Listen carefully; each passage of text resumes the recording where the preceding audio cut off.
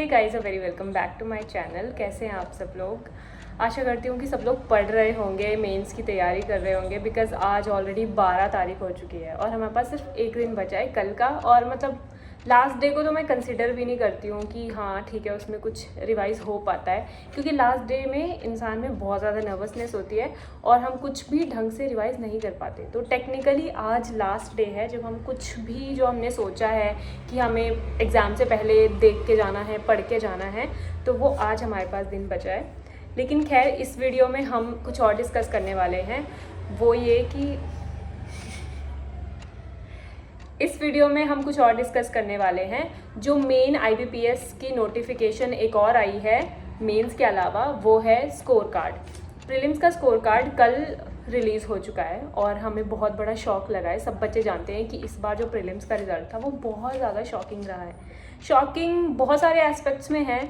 सबसे पहली बात कि जब नोटिफिकेशन आई थी वैकेंसी ही कम थी, तो हमें पता था कि हाँ कहीं ना कहीं कट ऑफ थोड़ी सी हाई जा सकती है, लेकिन इतनी हाई चली जाएगी, 51 नंबर चली जाएगी, वो किसी ने नहीं सोचा था।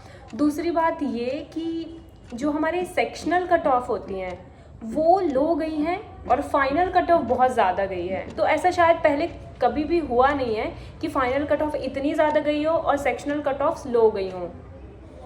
तो ये टोटली एक मतलब होश उड़ाने वाला या शॉकिंग हम बोल सकते हैं रिज़ल्ट रहा है।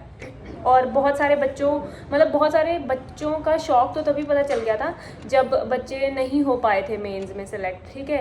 तो क्योंकि बहुत सारे बच्चों ने बहुत अच्छे अटैम्प्ट किए थे और सबने मैसेज किए थे कि हमने तो 20 की लाइन में किए हैं अटैम्प्ट, फिर भी हम शॉर्टलिस्ट नहीं हो पाए हैं। तो उससे आइडिया लग गया था कि कहीं ना कहीं रिज़ल्ट जो है वो थोड़ा सा अटपटा ही है, लेकिन इतना होगा वो किसी ने नहीं सोचा था। और सब लोग जैसे मैसेज कर रहे थे ना, मैंने खुद अपना रिज़ल्ट 2-3 बार चेक किया है कि भाई मैं हो गई हूँ ना क्लियर, या फिर कहीं ऐसा तो नहीं कि मेरी आंखों को भ्रम हो रहा है।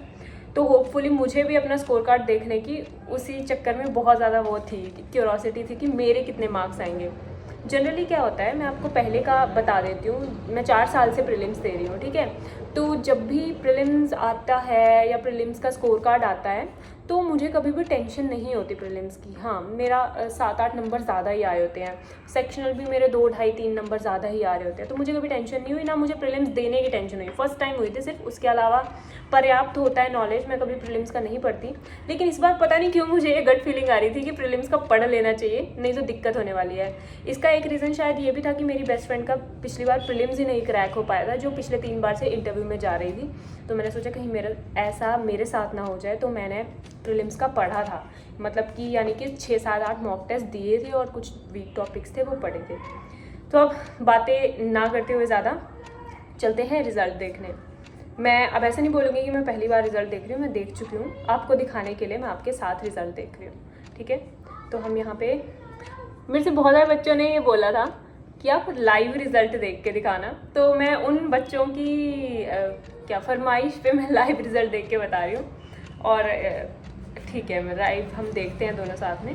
तो यहाँ पे स्पेशलिस्ट ऑफिसर पे मैंने क्लिक कर दिया है और यहाँ पे मैं scores of online preliminary exam click कर रही हूँ, ठीक है। इसके बाद हम लॉगिन क्रेडेंशियल्स फिल करेंगे अपने। मैंने इतने ध्यान से अपना रिज़ल्ट देखा नहीं है, मतलब जब हो जाता है तो ध्यान से देखने की ज़रूरत नहीं पड़ती है वैसे। सेक्शनल कट ऑफ के मायने में टोटल कट ऑफ पे तो हर कोई ध्यान देता है। तो यहाँ पे एक बार मैं फिर से दिखा देती हूँ, मैं मेन पेज पे ही आ गई हूँ। फिर आप बोलेंगे हाँ लॉगिन नहीं किया, तो हमें लॉगिन करते हुए नहीं दिखाया। फिर से आपको एक बार दिखा देती हूँ लॉगिन करके, एक सेकेंड।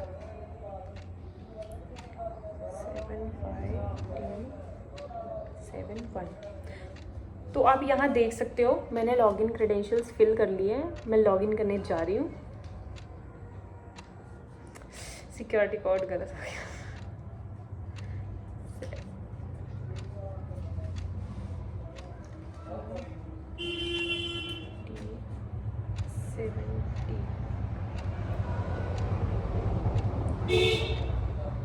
तो ये मेरा स्कोर है। मैं रोल नंबर नहीं दिखाऊंगी आपको अपना, कहीं पता चले मेंस एग्ज़ाम में मेरे से पहले आप ही मेरा रिज़ल्ट खोल के बैठे हो। यहाँ पे रीजनिंग में मैं आपको बड़ा करके दिखा देती हूँ, छोटे में आपको दिखेगा नहीं। ये रीजनिंग का है।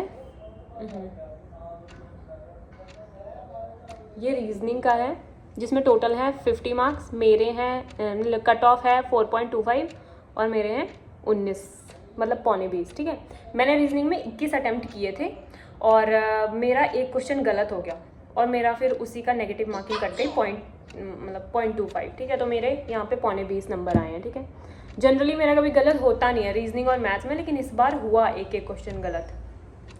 इंग्लिश का मैं दिखा देती हूँ। इंग्लिश में मैंने 44 अटैम्प्ट्स किए थे, 44 या 42 किए थे, मुझे भी याद नहीं है, शायद मैंने 42 अटैम्प्ट किए थे। पिछली वीडियो में जाके चेक कर सकते हो आप वैसे। तो यहाँ पे मेरी इंग्लिश के टोटल मार्क्स है 25, 7.75 गई है कट ऑफ और मेरे आए हैं 18। ठीक है, इंग्लिश में मेरे ठीक ठाक एक्यूरेसी बिल्कुल मतलब बेकार है, ठीक ठाक गलत हो जाते हैं। अब आया है क्वांट की बारी।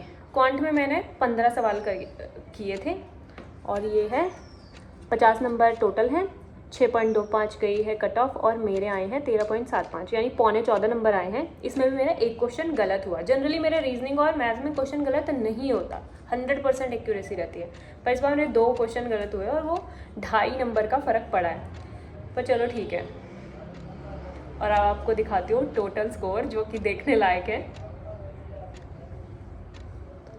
टोटल स्कोर है 125, टोटल मार्क्स जो कट ऑफ हैं वो है 51 और भाई मेरे आए हैं 51.5।